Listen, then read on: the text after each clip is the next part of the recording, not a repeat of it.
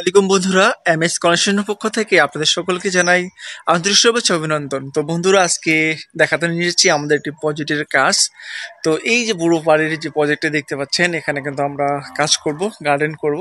আর পাশে যে বিল্ডিংটি রয়েছে দেখে আপনাদেরকে, এটা কিন্তু ব্রিক্সের একটি ডুপ্লেক্স বাড়ি।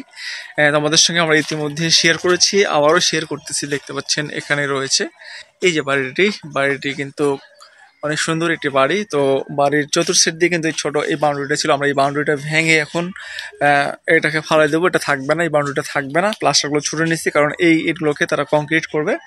তো আপনাদেরকে দেখাই, ওই যে সামনে দেখতে পাচ্ছেন অনেক দূরে যে বাউন্ডারিটা রয়েছে, ওটাও কিন্তু আমরা ভেঙে ওখানে একটা গেট করব। তো আপনাদেরকে আজকে যেই বিষয়টি আমরা দেখানোর জন্য ভিডিওতে এনেছি, সেটা হচ্ছে যে সেটা বাউন্ডারির কলম হোক কিংবা বিল্ডিংয়ের কলম হোক, যেটাই হোক না কেন, সেটা আপনারা কলমগুলো আগে ঢালাই করবেন না গাঁথুনি করে কলম ঢালাই করবেন। তো গাঁথুনি করে কলম ঢালাই করলে কি সমস্যা, আর কলম করে গাঁথুনি করলে কি সমস্যা, সেটাই আজকে আপনাদের সঙ্গে আমরা শেয়ার করবো। তো বন্ধুরা, আপনাদেরকে দেখাই যে এই যে পুরোনো বাউন্ডারির যে ওয়ালটা দেখতে পাচ্ছেন আপনারা, এই নিচের অংশ, এটা কিন্তু আগের ওয়াল। আর আমরা নতুন করে উপরে যে গাঁথুনিটি এটা আমরা করেছি। তো আপনাদেরকে দেখাই, নিচের যে অংশটা রয়েছে, এই গাঁথুনিটি কিন্তু আগে গাঁথুনি করা হয়েছে, তারপরে কিন্তু আপনার কলম ঢালাই করা হয়েছে। তো এটা সমস্যা কি হয়েছে আপনাদেরকে দেখাই। যেমন এই যে এই কলমটা দেখতে পাচ্ছেন আমরা, এই কলমের সাইজ কিন্তু হচ্ছে দেখেন 10 ইঞ্চি। আরেকটা হচ্ছে আপনাদেরকে, এই যে আরেকটা কলম রয়েছে, এটা হচ্ছে 8 ইঞ্চি। আরেকটা কলম রয়েছে এখানে, আপনাদেরকে দেখাই, এটা হচ্ছে 7 ইঞ্চি। তো 3 রকম সাইজ।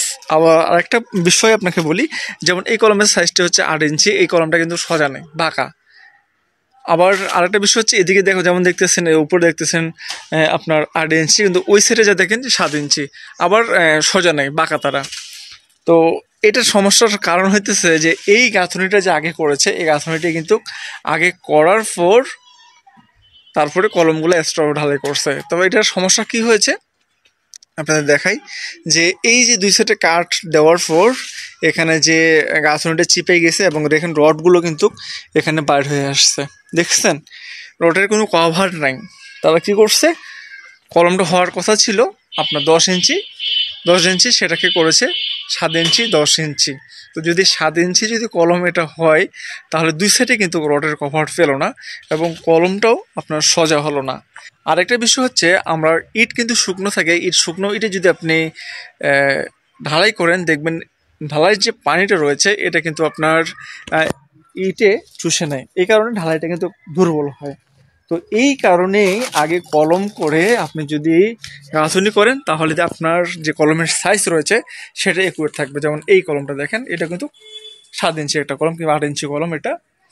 তো এগুলোর সমস্যা হয়। আর আপনি যদি আগে গেট বিম করার পর কলম করে তারপরে গাঁথুনি করেন, তাহলে আপনাদের কাজটা একুরেট হওয়ার সম্ভাবনা অবশ্যই থাকে। আর এটাই কিন্তু নিয়ম, আগে কলম করে তারপরে গাঁথুনি করা। সাধারণত আমরা কিন্তু এভাবে কি করি, এই সমস্ত কাজগুলো মিস্ত্রিরা খেয়াল করে না।